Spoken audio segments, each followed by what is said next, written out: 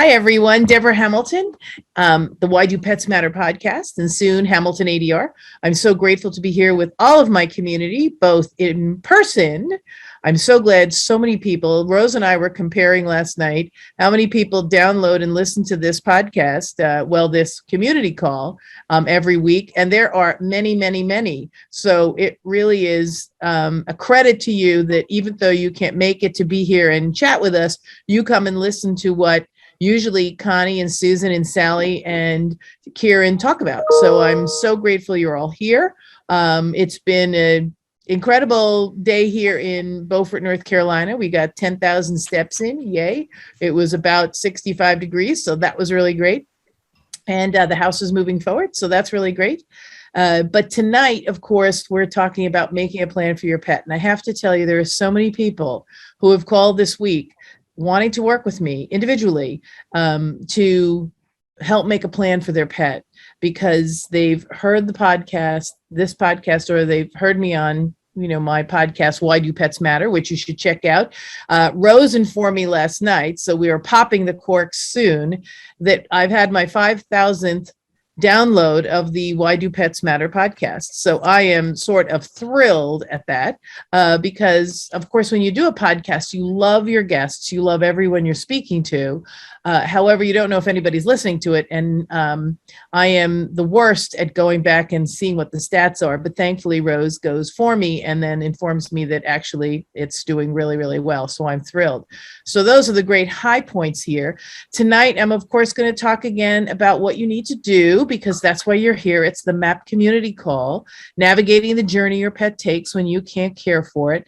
I just attended an equine law conference for the New York State Bar Association, and all they talked about were horses who were abandoned because they couldn't run or they couldn't produce runners.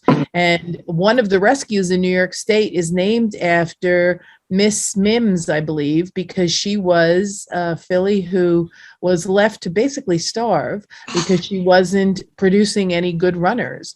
And so she was rescued and rehabilitated and lived a life that was very good afterwards. And that's what unfortunately happens if you don't make a plan. And if you don't publish that plan so that you can make sure people know what you want to do. So, of course, MAAP stands for that. I'm great with mnemonics. Make a plan, address the needs of your pet. How do you take care of your pet? What do you feed them? Are they good with cats?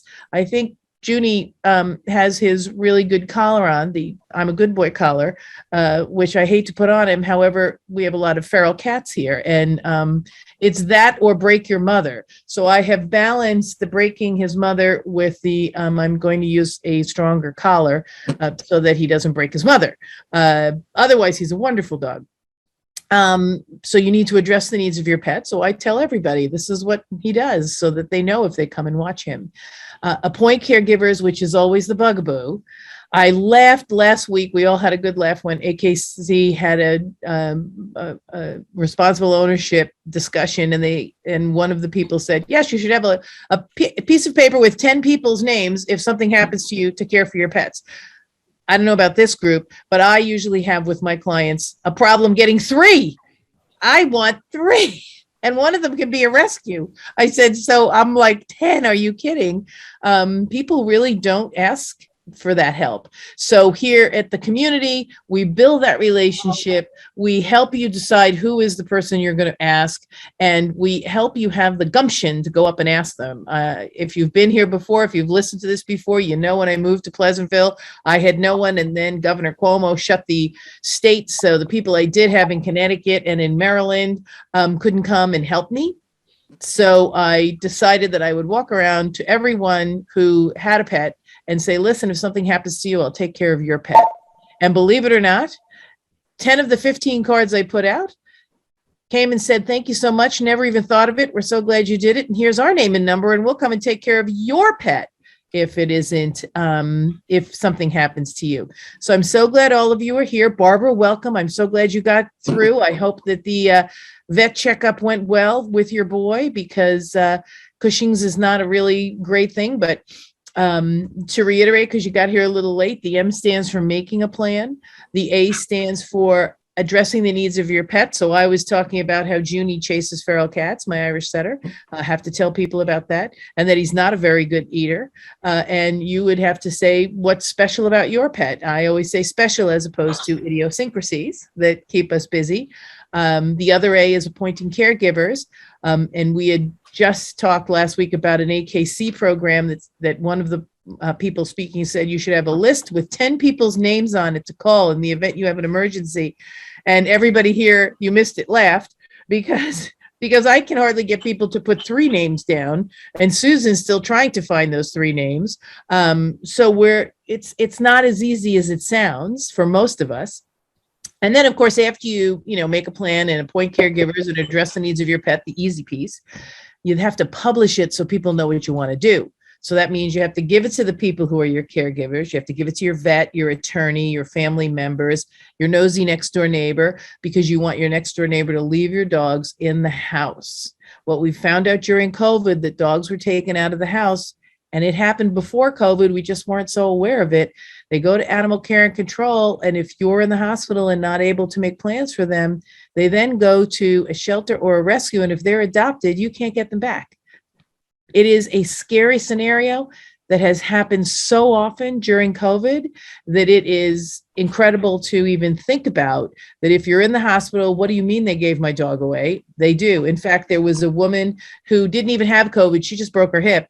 She was older and she had a 9-year-old Afghan. And when she got out of rehabilitation, she believed that the dog would still be in animal care and control, because that's what the guy said when she asked him. And it turned out that they had adopted her dog out and she was trying to get it back. But I know for a fact that very smart attorneys make the contracts for rescues so that when you rescue a dog, and rightfully so, if you're rescuing a dog, you don't want the owner who didn't claim it or didn't care about it enough to claim it, even though she was in the hospital with a broken hip and then in rehab. It's how you rescue people. It's how you rescue pets. So I understand why it's there, which is why we need to make sure we have our plans together. So I'm going to check in with everyone. Barbara, I'm going to save you for last. I'm going to start with our regulars. I'm so glad you're here. So Connie, how's everything out in California? Well, we're at about, I'd say 82, 83 degrees right now when I last checked my my phone, and excessive heat and wind warning, which means in Southern California, wildfires, right? So, we're bracing in case we activate one of the Ds called disaster, which is omnipotent here, or omnipresent, I should say. Yep. Here, and omnipotent in California. Yep. It rules the roost. Where fire is, it rules. You betcha. And Barb has the same problem in her end of the state in Northern California. But yesterday, speaking of, what happens to your pets if you land in the hospital, we had a real world situation in my obedience club yesterday morning while I was logging in membership dues renewals for our National Breed Club. Barb, I got yours in Marshall's. You're good to go. Great. No worries. At any rate, so while I'm at my computer, an email comes flashing through from one of my dear friends who's first vice president of our obedience club. And she's got a whole distribution of her normal peeps because she teaches our competition obedience class too.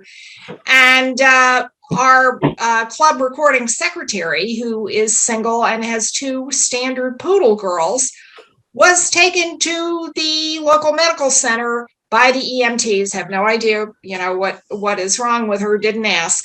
But the question was what to do with the 2 dogs in the house.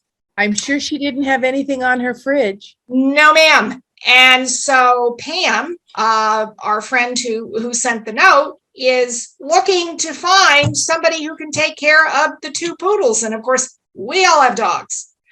So after a bit of a scramble, one of our friends found a neighbor of this gal, Gail's, who would take care of the dogs. And she fortunately knew the neighbor and arranged with him to, look in at the dogs. And Fran, this friend, had the key to Gail's house, so all was well. But Gail is still in the hospital, and she didn't have a plan. So when I responded and I saw the email traffic, I said, by the way, and I mentioned, this podcast, and please PM me if you would like to join. And so far, I haven't heard anything back, but I did put in a plug because that was a real world example that if Gail had a plan, we wouldn't have gone through this. Oh my God, what do we do with the 2 dogs? Right. And the simple piece of advice that we all know to do is that you need something that's easily accessible to EMT so that they know, okay, Connie Kohler is going off in an ambulance, God forbid, but there's a note on her table in case of an emergency. My neighbor next door, my neighbor down the street, and my neighbor across the street. These are the 3 numbers. Call them. They will be here. Leave the dogs put. I'm like a broken record. You guys know this. It has to be in big letters. Leave the dogs put. And that's why I have added the nosy neighbor, because sometimes the people who are going to take your dogs don't live near you. I mean, Connie is lucky her people are near her, but some of them are. Right. But if, say, those 2 can't get there and the other one might take an hour to get there, well, you need to just have someone there next door, whatever, with a piece of paper that says, listen, I know who to call. There's a piece of paper in her house that says the same thing. She's given me this. I'm going to call them, but I'm to take care of them until these people arrive. And it goes to being curious about your neighbors and seeing who you can strike up a relationship with that just will stop the dogs from leaving your house. You don't have to take them. You don't have to do anything. You just have to simply tell EMTs and the animal care and control, no, here's a document that says, I know who to call. I will call them. You can call them. We can all call them. But we know that there are people who are going to come here and these dogs are going to be cared for. It's not your problem. It's ours. We're taking it on, because that leaves your dogs in the safe place in their home. And of course, I always say, don't ever let anybody walk your dog. I'm a curmudgeon that way. I like my dogs to be in my fenced in backyard. I don't have dog walkers because it's just me. I'm crazy. However, I just don't want anybody to walk my dogs. But if your dogs are used to walking and great, with strangers, or if you have a dog walker that's that go-to person, fabulous. That's what you should do. So Connie, I love that. I mean, I hate that your friend was injured, Gail, and that she's in the hospital. Hopefully she will recover beautifully. Grateful that the neighbor is watching them. And of course, we are our own worst enemies because we go to the aid of our countrymen. So everyone just thinks all the Wheaton people will jump hop to, and all the Poodle people will jump hop to, and everybody will help, which we did, which was fabulous. However, it would be so much easier for her friends if she had something up on the wall that said, okay, call Gail. Gail, when they call you, this is who you call. This is my dog walker. This is my dog sitter. Just call her. This is the kennel I always use. This is my veterinarian who can hold him for a day or 2 until we can work out something. It's just that information that you need to share with the people who are going to be on the front lines. I mean, and not animal care and control. So Connie, thank you so much. What a heartbreaking story, but thankfully the poodles are all set for at least a short period of time. Right. Exactly. Sally, how are the girls in the ice and snow? I hear the ice and snow. I know you were really glad to hear that Connie's in 85-degree weather. I saw the daggers flying out of your eyes.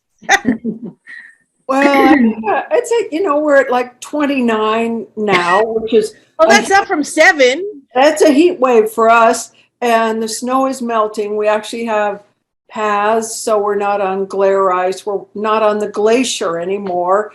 And we found an asphalt road that has a lot of salt on it. So I'm now putting mushers on the girls' pads. And it's just sort of like a Vaseline almost. Yeah. But it blocks them from, it blocks it. It's organic, and so they can lick it off, and they don't have to wear their boots. And so we got in 10,000 steps on the asphalt today.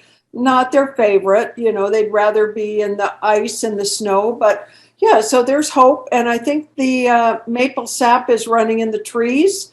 So maple syrup will be coming in the future. So there are signs of spring. So, but Yay. We've had a lot of slips, and it's just terrifying. I mean, an Irish setter's leg is, about as big as my pinky finger. So every time they go down, and they're older girls and they can't get up, so I lift them up under their tummy and get them upright and like, okay, let's walk slowly back into the house. So it's been a tough couple of weeks here on the East Coast, but I think we've, turned the corner and we're on the way to spring. Yay. I'm sending spring your way. I am. Thank you. Susan, how is Maggie? Maggie's doing better this week. Actually, we had a gorgeous day today, Sally, not to make you feel bad, but it was about 50 degrees and the sun, it just felt like spring was really in the air. And, but I didn't get much chance to enjoy it because my husband had some medical stuff done today. So, but Maggie is, I'm seeing some real benefit to the medication she's on. Great. And I'm just a little concerned because every now and then she'll make some weird noises. I don't know if it's related to the med, but Well, you need to talk to the vet, call them up or talk to the, vet tech or someone so that you can get some insight into whether or not that's normal. yeah, she does tend to do that. And I don't know. Yeah, you're right. I mean, I always wonder about that when Did she do it before she went on the meds or she does it more now?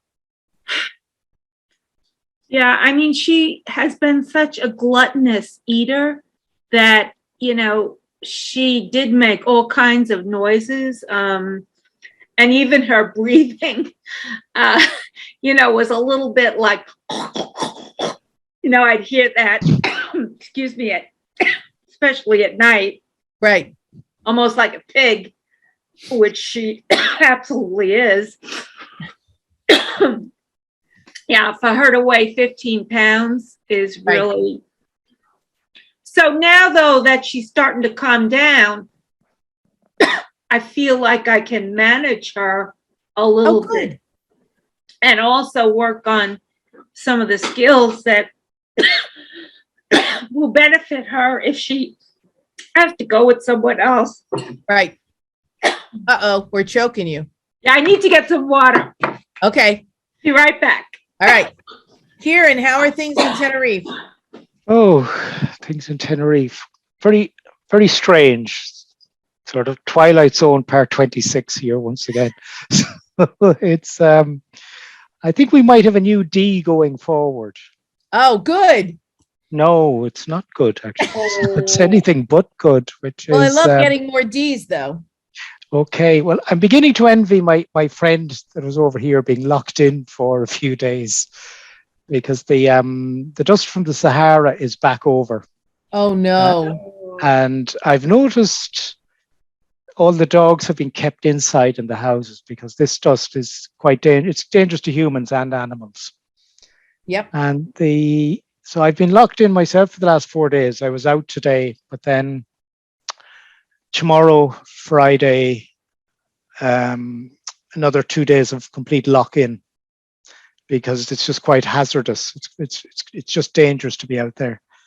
And it is sort of a strange thought in the last couple of days, which was as the global temperature rises, and everybody's talking about, the danger of what's that conveyor belt that moves the tides around the world? The Australian the jet stream. Jet stream. Thanks, Connie. Yeah. The jet stream. Right. That's been occupying everybody's mind for the last 20 years in the climate discussion. But most of the deserts are around the equator belt. And if the temperature rises those 2 or 3 degrees as expected, we could have these things maybe taking away part of human habitation that nobody was actually expecting. That you can't run an economy or a society if people simply have to be locked in 5 days out of every 7. And what the basic way this works is you've intense heat, so the sand dust vaporizes and then it carries every chemical with it. And it's so dangerous that it's like breathing glass. And it's so fine you can't actually see. It presents itself as a very light haze, so it's almost invisible. But you see it a couple of days later as a fine film especially on cars and windows, and it just gets in the house. So I'd say the next D might just be dust. Desert dust. Desert dust. The double D, desert dust. Double D, desert dust. Yeah. Desert dust. So apart from that, a friend of mine told me this evening that one of her 2 cats died, and that had this was 12 years and a diabetic cat, I think it was. So she had to give it an injection or 2 injections every day for insulin. And so she took it very hard, and her other cat has taken it quite hard as well, as expected. But it sort of brings home very quickly that it's like part of the heart, and the family is gone. Well, I'm going to I'll have Rose include an article someone wrote about losing a pet that was so prophetic. It just really rocked me. It talked about how when you lose a pet, nobody really understands how to handle it with you. You know, they don't know what to do. They don't know what to say. You don't know what to do or say. It's really difficult, but it was a great article. Rose, I'll get you the link and send it to you, and we can put it on the show notes, because I'd like everybody to have a minute to read it, because it was very powerful. I think it was on LinkedIn, and it was someone who had taken months to write it because she said she just couldn't bring herself to talk. And I mean, all of us have had a pet in our lives that we've lost. So we know that feeling, we know that how we navigate it, and we all navigate it differently. But just think, if you don't make a plan for your pet, not to bring this all around again as I usually do, but if you don't make a plan for your pet, that's how they're going to feel if you're not here, because they're not going to know, the floor fell out from under them and you're not here anymore. And now they're sitting in a shelter or worse. And so it's something you really need to think about. Barbara, welcome. I'm so glad you're back. You've been here before, and I'm so glad you're back. How did the doctor's appointment go? Did it go well? Oh, yes. Can you hear me? We can, yes. Okay, I'm not sure because my face is not coming up in the main screen like I know your camera. Maybe I don't think there's. I don't know. No, Quinn's appointment, we go in every 6 months because he's atypical Addison's, and so this was one of those times, and everything's fine. In fact, he just turned 10, and Yay! is so surprised that he's just bouncing around like he's 2-year-old still. So as far as everything today went really well. We don't have the blood work back yet, but she's not anticipating anything out of the norm. So we're just delighted with this boy. He's wonderful. We're so happy to have him in our life. Great news. And of course, you have all the tricks of the trade written down so that if, God forbid, someone has to step into your shoes, be it a family member, because some people say, oh, my kids know everything. Yeah, no, they don't. No. I'm going to tell you, I have 2 sons who, when I leave the dogs with them, their mantra is their father's mantra, which is they'll be alive when you get home. Yes. He's the one that we're concerned about in who we would leave him with because of his situation. Even though he's on a low dose and he's atypical, he is the one that we would be most concerned about, simply for one main reason too, that, and because when we do go to hand him off to the groomer or to the vet, he hides behind me. He'll do that with my husband too. So he's very attached to us. Yeah. So we don't know who would be willing, one, because of the situation, and his personality, who would handle that, how he would handle it, how they would handle it, and so forth. But the question I wanted to pose to you today was, is there a specific contract that we would need to write out with these individuals? Well, that's exactly what the MAAP plan does. So when you make your plan, you appoint your caregivers. The caregivers are given all the information, and then they have to accept the position that they are going to be in. It says, I've appointed you my caregiver. You can't just appoint them your caregiver and not tell them. That's sort of snarky. So I can't tell Susan she's taking care of Junie and not give her any information. So that's why the MAAP plan is beautiful, because not only does it have you sit down and make the plan and address the needs of the pet and appoint caregivers and publish it, it gives the people you're publishing it with the ability to say yes or no, the ability to understand the responsibility they're taking on, the ability to know what kinds of funding you're leaving for the care of the pet in a pet trust, so that if God forbid something happens to you and you're not dead yet, that's the D's. I'll go through those before we hang up. That they know, and everyone knows, your attorney and your veterinarian, key, that Connie Kohler is the person who is going to take care of your pet if something happens to you. It might be your kids, it might be your neighbor, it might be just somebody at the dog park, it might be a vet tech because of the special circumstances. But the word I wanted to use today, because I always try to think of something new, is curiosity. You have to be curious about who might care for your pet. It might be the last person you would ever think would care for your pet. I know that when I was in Pleasantville, my neighbor didn't have any pets, so they weren't the ones that I put the 3x5 card in the door.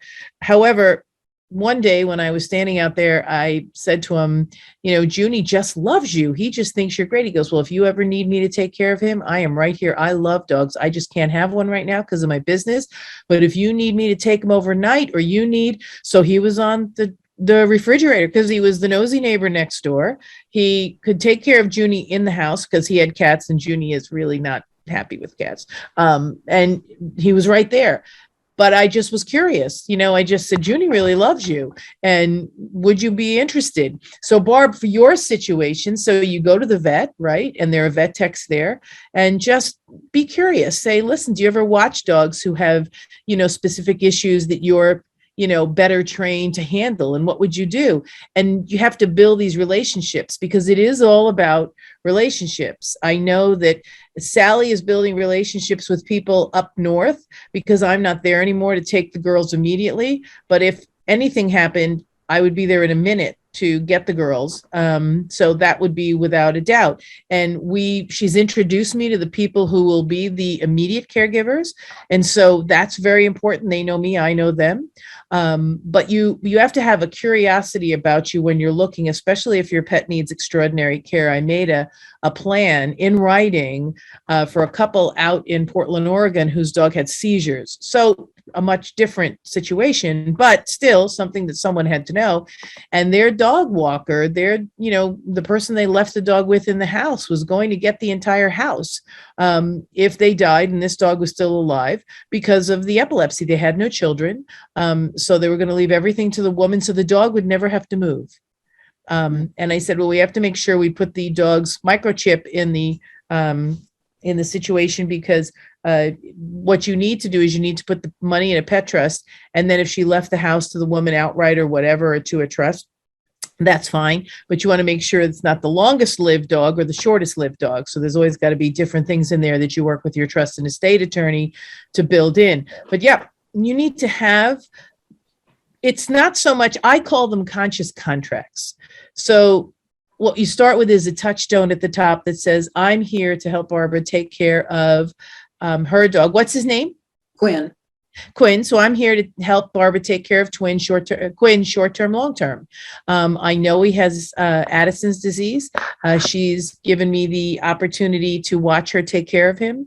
I want to take care of him short-term, long-term.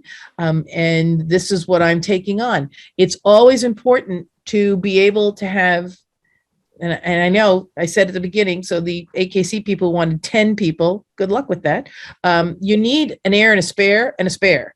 So you need, say, the vet tech who's right there, who's loves Quinn and always comes in and pets Quinn. You need someone who might be a groomer or a kennel person, or just, someone who comes and stays with the dogs while you're gone. That would be someone. Then, of course, as we all know, because he's a purebred Wheaton, you could always go to Wheaton Rescue, who would then, find him a placement if in fact you haven't been able to find him a long-term placement. But you would leave money in his pet trust to care for him for the rest of his life. Okay, yeah. But there isn't a standard format that you have. Well, yeah, I do. I have a standard format. I have a standard format that I use. Absolutely. And one of these days we'll do a workshop once I figure out when my knee will be replaced, and then I'll put it on the calendar. I'm still in flux. But we have a format. We have everything that everyone signs.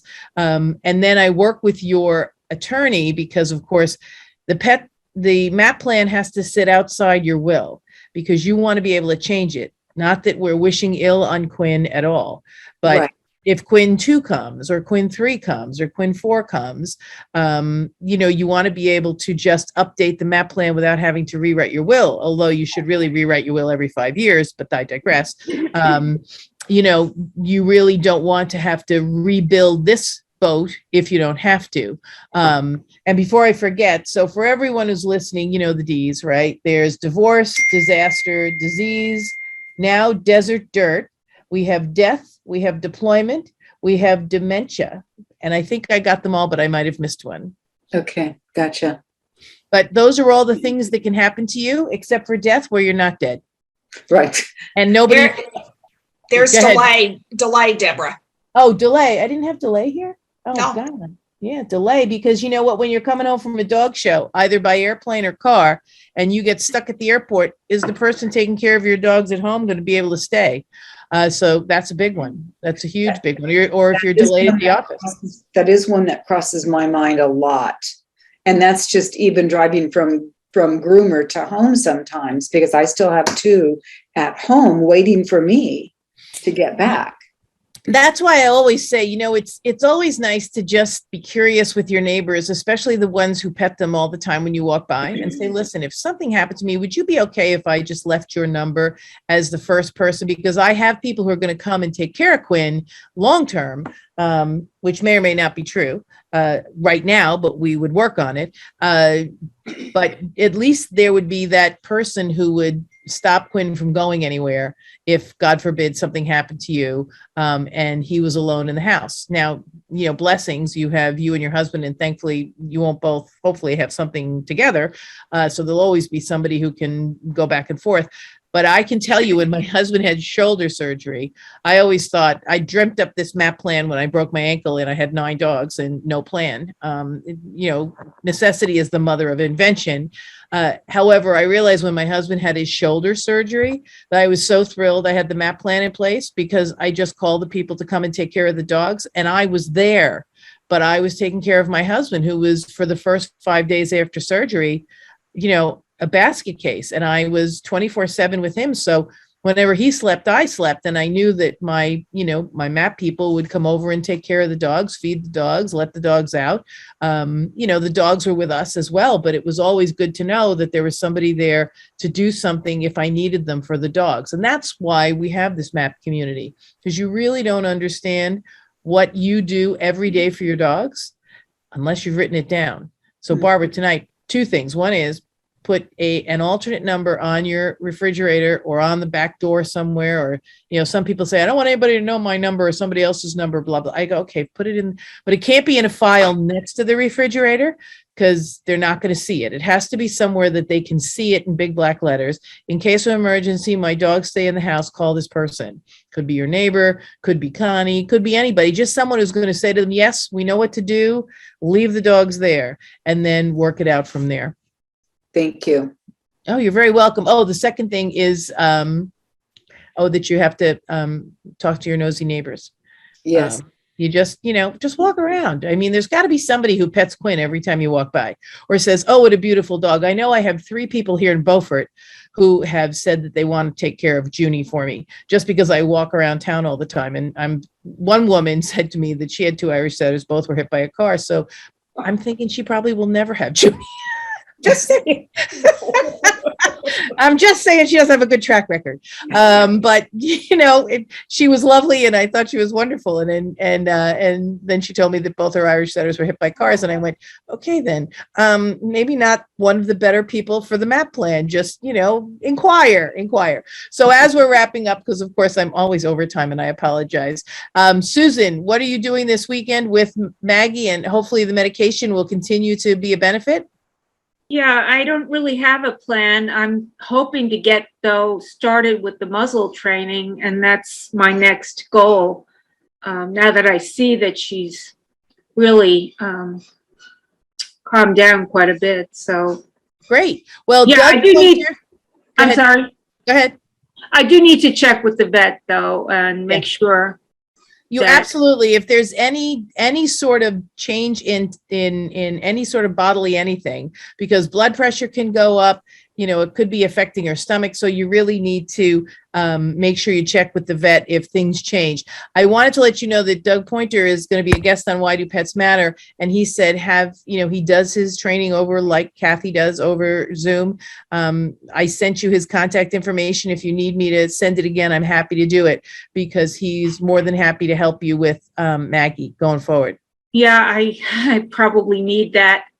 My husband helps a lot with Maggie right now, and he's not well, so I need to really get a grip on things. I know it's a hard time to get a grip on anything. I can tell you that from personal experience. Getting a grip every day is a challenge, and I don't know how all of you feel, but it really is a challenge. Kieran, how about you? What are you up to this weekend? Just on Doug Pointer there, when you're talking to him, tell him I said hello, because he reviewed the book and left a lovely review. Oh, wonderful. I'll Yeah. have to go do that. I think I did it already, but I'll do it again. I can read it twice. Okay. By the way, Barb, there's a book out there that you can Google unless Rose or Kieran can put the link in the chat, called When Your Child Asks for a Dog, Let One-Eyed Leo Guide the Conversation. And it's a great responsible dog ownership book. I just bought it. Oh, fabulous. Oh. Well, don't forget to review it. Yay. Don't forget to review it because it's fabulous. I was looking at that, wondering with all of the questions that are in there, and it's almost like a format to be handed over to a puppy owner. Yes, it is. That's why Kieran's here, because thank you, Kieran. I know. Thank you, Barbara. Thank you. He is the quintessential person who actually sat down, thought about it, and asked the questions you should ask before you get a dog. And that's why when he came on, I don't know, what is it, like a year and a half ago, right, Kieran? And I said, well, we need to give this to breeders too. It's not just about shelter dogs. So we changed a little bit of the format just simply to not be so strictly rescue dogs or shelter dogs, but any dog, because all those questions are great questions for breeders to hand to people who are prospective owners of their dogs to ask before they get a dog. I mean, this is a dog, period. Right. And the illustrations are beautiful. Did you do that, Kieran? Oh no. The illustrations are wonderful. Oh, I will tell you something interesting about the illustrations, Barbara, if I may, Debbie, for 2 minutes. Absolutely. Right. They're done by a wonderful lady I met here by the name of Askana Weber. And Askana was the artist, I hate to use this word, artist in residence. She was commissioned by the Ukrainian government, the Ukrainian government after Belarus, or after Chernobyl blew up. Oh. And she basically lived at a safe distance from the plant, but her job over 10 years was to interpret and paint the landscape as it changed over the 10 years. So I was looking for someone to do the illustrations, and I bumped into her on a hike and then on the beach a few days later. So I asked her if she could do a sketch of animals, and she said, "Oh yeah, up for it, no problem." So I said, "Well, this is what it's going to look like." And she said, "Tell me about the there was an actual real dog called Leo." And she asked me about 20 questions. Well, how do you feel when he looks at you this way, that way? And I said, look, I'll get you a picture. I'll email a picture. She said, no, leave it. So next morning, she sent me a few of her sketches through WhatsApp. And I nearly had a heart attack. So I showed the sketches to the people who owned the dog. And they all asked me, oh, when was she here? So as it turned out, that part of her, in her previous life, she was a police artist. This was before the computer Chernobyl. composites came along. Right. No, the computer composites came along. And so the sketches are about a real dog that turned up. And again, that's another story for another day, but he turned up when I was having a conversation with a dog trainer who was part of the team, saying, do we drive this through sort of contracts between the owner and the children, should it be situational, or do we have a character to drive it? And just as she mentioned that this dog Leo came and sat outside my door and sort of looked at me as if to say, well, I'm here now to solve that problem for you. So, so now he basically put himself sitting in one of these 2 cardboard boxes I got for the groceries. And I thought, well, that's perfect. So I used the 2 cardboard boxes. What I basically did is put one on top of the other and then hollowed out the middle and put cushions inside. So I made a little kennel for him to stay beside me, and I adopted him for a few months. And that's how Leo entered the book and everything. But it's a real dog, a real artist, and a real story. The dog itself was one-eyed, half-blind, and disabled. So, so that's the background story.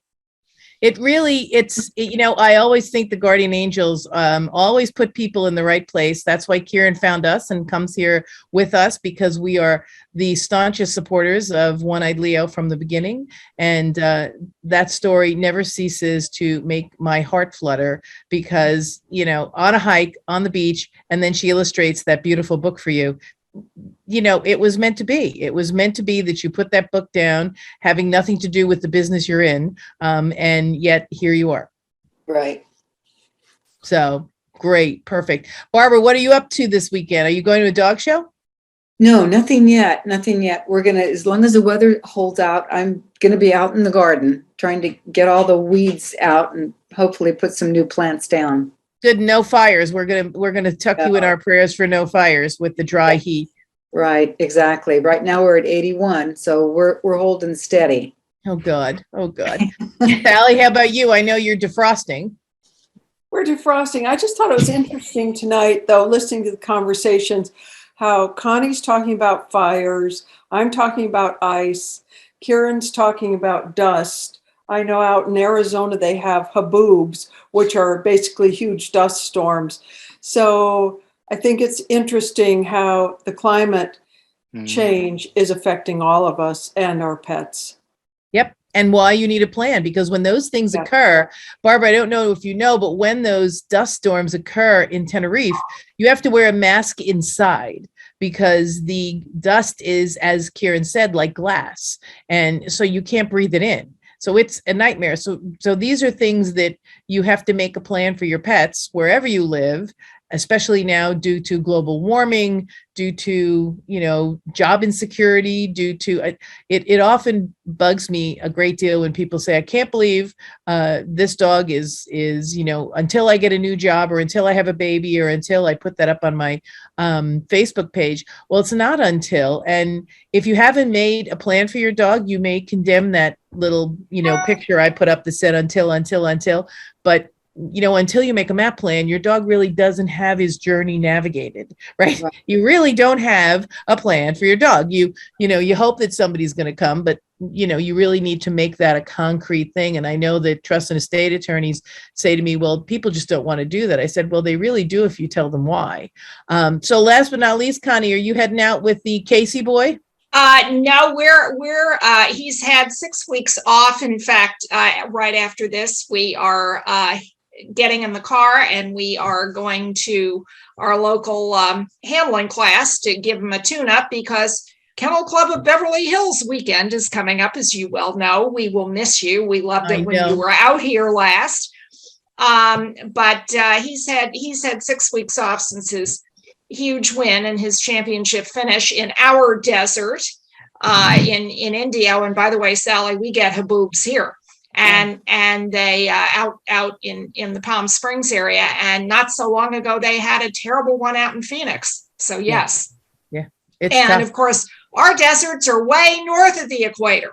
We get them all the way up through Mexico and then into our deserts here. So it's not just equatorial. But the big event this weekend in Los Angeles, California is Super Bowl 56 at SoFi Stadium, Inglewood, California, starring the National Football Conference champions, the Los Angeles Rams. So Sunday, I'm going to be in front of the TV. Yeah. With the dogs on either side. I'm going to be in front of the TV as well, just so you know. But for me, my husband's birthday was last week. Thank you, everyone who sent him good regards, which was most of the people here. But he loves a comedian. So if you go on YouTube, you can find her, Kathleen Madigan, Madigan. She's a comedian. Kathleen Madigan. She's from St. Louis. So there's that connection with my husband. She talks about all the things that are in his childhood from St. Louis. So that's always perfect. And she will be in Durham, North Carolina. So the benefit of not having had my knee done the 29th is that we are able to go to Kathleen Madigan this weekend. So that's where I'll be. Junie will be there too. We're trying to buy him a seat and a trench coat, so nobody will know he's there. And a hat. And a hat, right, and a mustache, because we have to change his face. But until next week, everyone, thank you so much for coming. Make sure you kiss your pets for me, and remember, make a MAAP plan, because without it, you have not navigated the journey your pet is going to take if something happens to you. So until next week, this is Deborah Hamilton, Hamilton Law Mediation, the Why Do Pets Matter podcast, and of course, this wonderful MAAP community that I look forward to seeing every single Wednesday. Kiss your pets for me.